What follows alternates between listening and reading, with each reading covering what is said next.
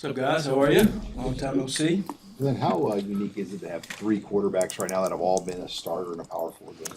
Yeah, I would think it's very unique. Obviously, we're in unprecedented waters, with, the newness, the transition, the fluidity of rosters. But, we're very fortunate to have two guys that have some experience, or three guys that have experience.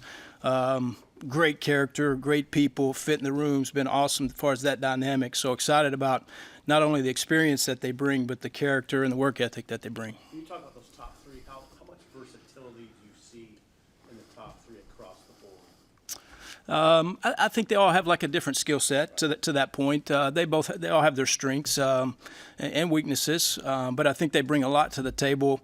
On schedule, off schedule, from a intellectual perspective. So I think there's a lot that you can draw from. You can lean a lot on them. You can ask a lot of them, and I think they're open and capable of learning that way. Coach Rule said when Anthony arrived for the league, he was kind of struck by him with the it factor and just the impression he made. What was your first impression when you got to know him or have got to know him? Yeah, I would concur. He definitely has an energy about him that is contagious, and people are drawn to it. He's got a nice a way about him, a confidence about him that obviously you need as a leader. So people have taken to that, and I think it's been a big deal, a big part of his role, moving forward for sure. But excited about that confidence and the energy that he brings to the team. How do you see that manifest itself in practice? Just that. I mean, he just brings energy. Even last night, for example, we had a couple of, situational things and some good things happen, and he's bringing some juice and excitement. And I would add that the other quarterbacks as well are bringing that. They're all congratulating, jumping up and down, and when good things happen, they're bringing energy to the environment. And it's a very positive thing that way. Excited to see. When you talk to your quarterbacks about the one or two things they got to absolutely do to play for you, what are those one or two things that are like the top priorities for you? Yeah, we always talk about educated decisions. There's so much. You want to try to keep it as black and white as a quarterback as you can, but there's just so much that happens, different situations, scenarios, and so forth. So from that, how do you react and make educated decisions? So within that context, we talk about purpose. Every play's got a purpose. You can't figure out what you're going to do after the fact. So as we react to what's happening, we got to react with a purpose and hopefully with an educated decision. Landry, he reduced his turnovers last year, but I'm sure you've gone back through the tape and watched a lot of those. What did you learn from those, and how do you feel like he's grown from them?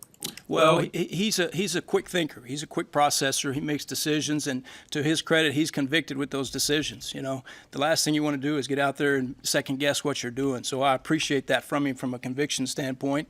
I think, again, to those educated decisions, when do we want to take those risks, or when do we want to get through the progression and then truly take what the defense has given us? So I think it's that fine line of making decisive, convicted decisions, but also, weighing that risk versus getting through progression and taking something a little easier.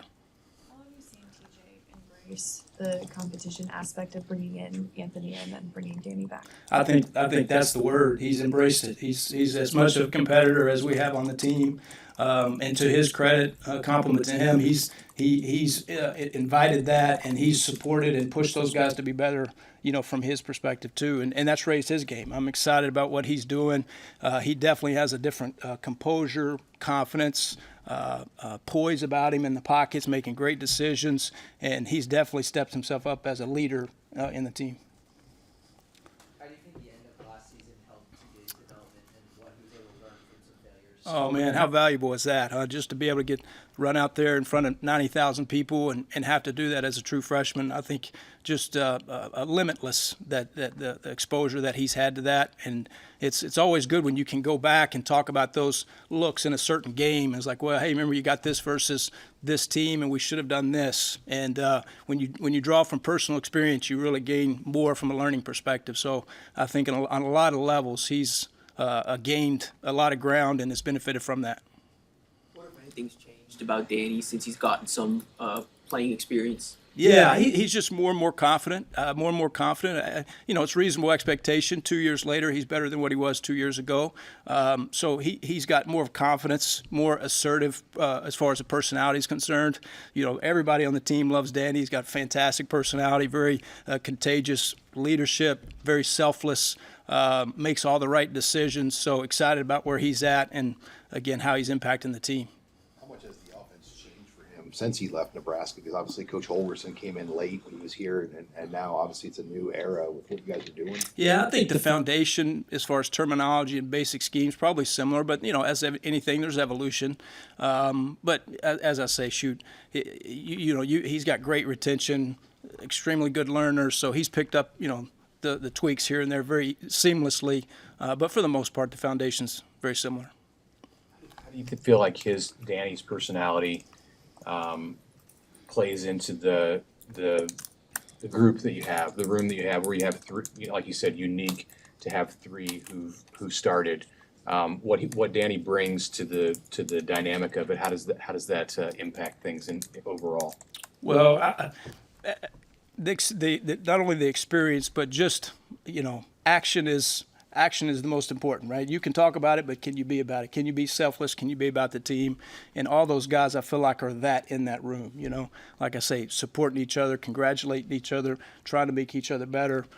So as other people on the team see that dynamic, I think that's imperative. And the other thing we talk about to that point, I can't even remember. It's been 10, 12 years since I've coached that we haven't needed more than one quarterback. You know what I'm saying? That's just the reality. So those guys understand that at any time I'm in there playing. So I got to be at my A game every opportunity I get. So the attention to detail, the urgency to get better every day is paramount. What do you have in mind for Calandria as far as how much you run him?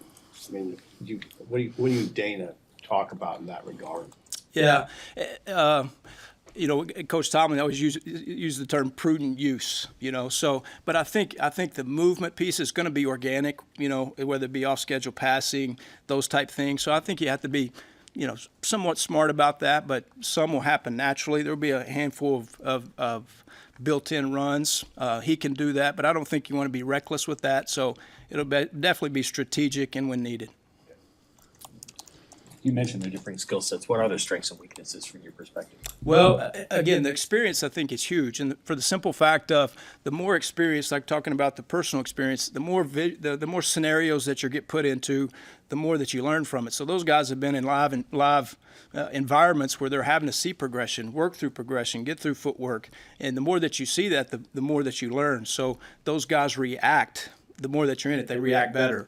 And I would say that's probably the biggest benefit of those guys having experience is they've seen a lot of different things. How do I get through it? How do I adjust to it accordingly and get to the right guy? So that's one thing I've been excited to see. What are their specific strengths? Like Calandria and Kalen and Latif. What are they each one good at?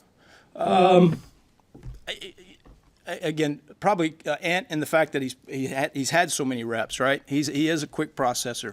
He reacts very fast. But sometimes it's like, hey, like I say, the conviction of making a throw. Sometimes, I'm not quite. I don't want to be so fast. Something might be better. I got to get through it. You know what I'm saying?